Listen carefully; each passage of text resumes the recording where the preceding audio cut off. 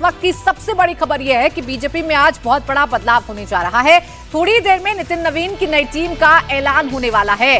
नितिन नवीन की टीम में कौन कौन होगा, इसकी लिस्ट पूरी तैयार हो गई है। नई टीम में महिलाओं और यूथ पर फोकस है। महिलाओं को 33% जगह दी गई है। एक एक नाम चौंकाने वाला है। एक एक नाम का पूरा बैकग्राउंड चेक किया गया है। एक एक डिग्री देखी गई है।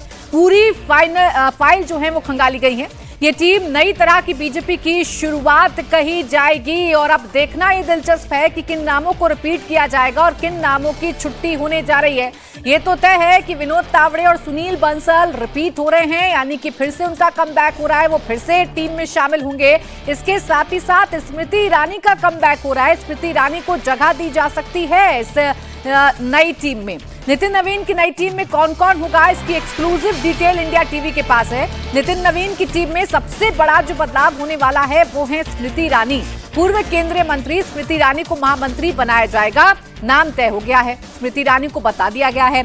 सूत्रों के मुताबिक उन्हें राज्यसभा भी भेजा जा सकता है। स्मृति ईरानी के आने से नितिन नवीन की टीम अब बेहद आक्रामक हो जाएगी। तो स्मृति ईरानी का नाम ये तय मान लीजिए कि नितिन नवीन की टीम में शामिल हो चुका है। इसके साथ ही साथ हरीश द्विवेदी जो कि उत्तर प्रदेश से आते हैं, उनका नाम भी लगभग तय हो गया है। महिलाओं को तरजीह दी जाएगी और स्मृति ईरानी जो अपनी आक्रामक शैली के लिए जानी जाती हैं, अपनी आक्रामक अंदाज के लिए जानी जाती हैं, उन्हें नितिन नवीन की टीम में शामिल किया जा रहा है। ये लगभग तय हो गया है। इससे दो मायने हैं जो साधे जा सकते हैं। एक तो ये कि उत्तर प्रदेश का बैकग्राउंड रहा है, अमेठी में राहुल गांधी को हरा चुकी हैं स्मृति ईरानी और महिला चेहरा है, मुखर महिला चेहरा है। ये मायने बीजेपी स्मृति ईरानी के शामिल करने से साध सकती है।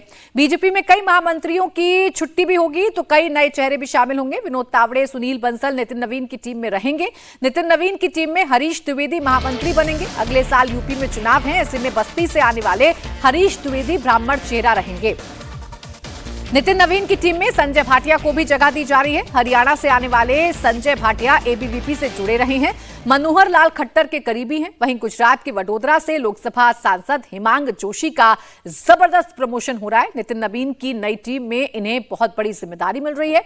हिमांग जोशी को यूथ को पार्टी के करीब लाने की जिम्मेदारी दी जा रही है। तो ये है नितिन नवीन की नई टीम का चेहरा, जिसमें स्मृति ईरानी का नाम है, हरीश द्विवेदी का नाम है, हिमांग जोशी का नाम है जो कि वडोदरा से सांसद हैं, युवा चेहरे हैं और उन पर ही यह जिम्मेदारी दी गई है कि युवाओं को पार्टी के करीब लाना है, संगठन के करीब लाना है। इसके साथ ही साथ संजय भाटिया का नाम है जो कि हरियाणा से आते हैं, बीजेपी के वरिष्ठ नेता हैं और एबीवीपी से जुड़े रहे हैं। और दो नाम जिनका हम बार बार जिक्र कर रहे हैं, विनोद तावड़े और जो है वो और सुनील बंसल, वो इस टीम में रिपीट हो रहे हैं। हमारे पॉलिटिकल एडिटर देवेंद्र पाराशर इस वक्त हमारे साथ जुड़ गए हैं। देवेंद्र, सबसे पहले तो यही बताइए कि किन नए चेहरों को जगह दी जा रही है इस नई टीम में और किस आधार पर? राजीव, पूरी टीम की अगर बात कर लें तो चाहे महामंत्री हों, राष्ट्रीय उपाध्यक्ष हों, सचिव हों या बाकी जो पद हैं, उन सबको अगर मिलाकर अगर आप देखें तो जो सबसे बड़ा और चर्चित नाम रहेगा वो स्वाभाविक तौर पे, निश्चित तौर पे स्मृति ईरानी का ही वो रहेगा। और इस लिहाज से कि स्मृति ईरानी के केस को अगर आप देखें तो एक बार बीजेपी में आने के बाद उन्होंने फिर पीछे मुड़कर नहीं देखा है। अपने योगदान को लगातार पार्टी में अलग अलग लेवल पर वो कंट्रीब्यूट करते रही हैं किसी भूमिका में, चाहे महिला मोर्चा के अध्यक्ष पे जब थी तो, या फिर आपको ध्यान होगा कि उस समय यूपीए सरकार के खिलाफ जब माहौल बनाने की बात होती थी तो कैसे प्रोटेस्ट को लीड करती थी।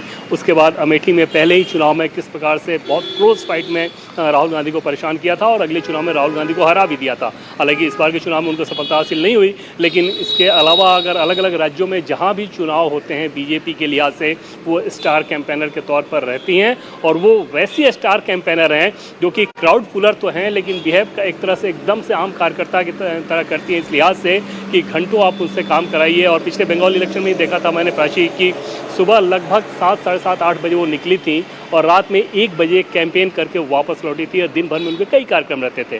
तो इस तरह के परिश्रम करने वाले लोग जिनकी इफेक्टिवनेस भी हो, जो कार्यकर्ताओं के साथ बहुत बेहतर तालमेल करते हो, जिनका लंबा प्रूवन ट्रैक रिकॉर्ड हो, उस तरह के लोगों की तलाश थी इस बार जब टीम का चयन किया जा रहा था। तो और उसमें जो सबसे बड़ा और प्रमुख नाम स्मृति ईरानी का है।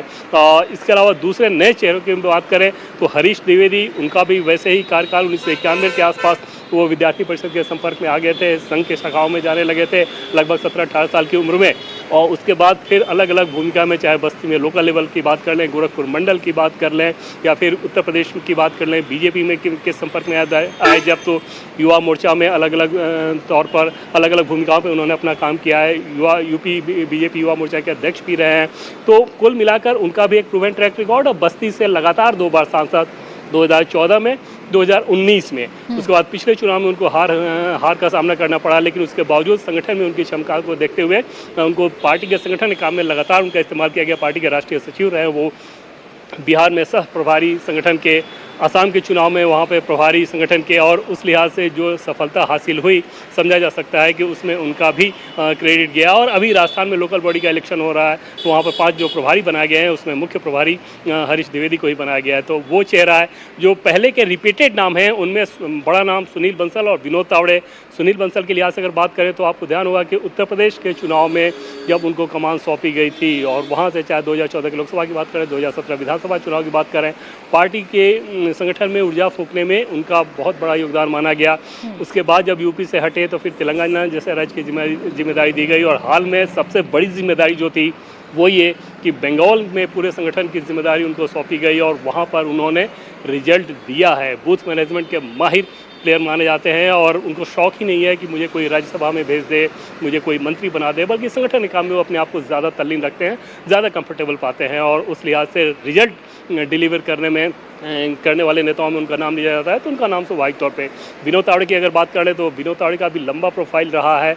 पिछली बार टीम में भी थे, पहले हरियाणा के प्रभारी थे, फिर बिहार प्रभारी, बिहार में पार्टी को शानदार सफलता हासिल हुई। अभी यूपी के भी प्रभारी वही हैं, और राज्यसभा उनको पार्टी ने हाल में ही भेजा है, और लगभग ये तय माना जा रहा था कि राष्ट्रीय महामंत्री के तौर पर उनको भी जगह दी जाएगी। बाकी जो महामंत्री पहले की टीम में थे, या बंडी संजय की बात कर लें जो कि तेलंगाना से आते हैं, या फिर राधा मोहन दास अग्रवाल जो कि उत्तर प्रदेश से आते हैं, या फिर अरुण सिंह जो कि उत्तर प्रदेश से आते हैं, या दुष्यंत गौतम जो कि दिल्ली से आते हैं, इन सब नेताओं की छुट्टी की गई है, और इनके जगह पर नए चेहरों को शामिल किया गया है। एक बड़ा नाम उसमें आप देखें तो तरुण चुग, जो कि एक्सपेक्टेड माना जा रहा था कि वो भी शायद इस टीम में रहेंगे, लेकिन जो मेरी जानकारी मिल रही है संजय भाटिया को जगह दी गई है। और संजय भाटिया की अगर बात करें तो हरियाणा के करनाल से आते हैं, पंजाबी चेहरा हैं, करनाल से सांसद रहे हैं वो 2019 में। लेकिन पिछले चुनाव में जब मनोहर लाल खट्टर को हरियाणा के मुख्यमंत्री से हटाया गया, उनको लोकसभा का चुनाव लड़ाया जाना था, तो करनाल की सीट उन्होंने खाली की। मनोहर लाल खट्टर वहां से चुनाव लड़े, और मनोहर लाल खट्टर के बेहद करीबी नेताओं में जाने जाते हैं संजय भाटिया। विद्यार्थी परिषद के समय से सक्रिय रहे हैं, और इन सब नेताओं को अगर आप देखें तो चाहे विनोद तावड़े हों, सुनील बंसल हों, हरीश द्विवेदी हों, संजय भाटिया हों, इन सबका विद्यार्थी परिषद वाला बैकग्राउंड है।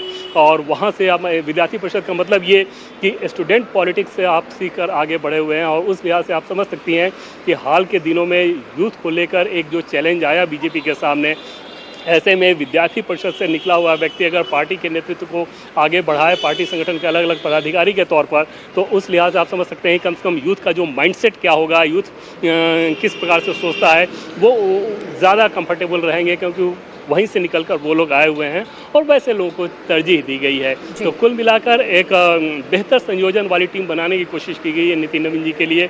नितिन नवीन जी की इनफैक्ट ये टीम होगी, लेकिन वो सिर्फ ऐसा नहीं है कि नितिन नवीन जी ने अपने हिसाब से तय कर लिया, चाहे गृह मंत्री अमित शाह जी हों, या फिर प्रधानमंत्री मोदी हों, बीजेपी के राष्ट्रीय संगठन महामंत्री BL संतोष हों, या फिर संघ के साथ जो सलाह मशविरा होता है, एक गहरे मंथन के बाद इस टीम को बनाया गया है। और आप देखें तो लगभग दिसंबर में नितिन नवीन के नाम का अनाउंसमेंट हो गया था, जनवरी में उनको कमान भी दे दी गई थी, लेकिन इतना लंबा वक्त लगा इस टीम को बनाने में, इस लिहाज से कि बीच में कुछ राज्यों के चुनाव आ गए थे, तो उसके बाद ये तय माना जा रहा था कि कभी भी वो टीम आ सकती है।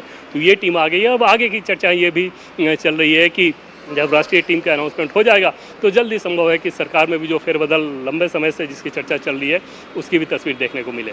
बिल्कुल, देखिए अब जिस तरीके के फेरबदल हो रहे हैं, जिस तरीके से ये बदलाव हो रहा है, ये बदलाव किस तरफ इशारा कर रहा है, नई टीम में कितने युवा चेहरे होंगे, कितने अनुभवी चेहरों को तरजीह दी जाएगी, इस पर तो लगातार हम आपसे देवेंद्र चर्चा करते रहेंगे।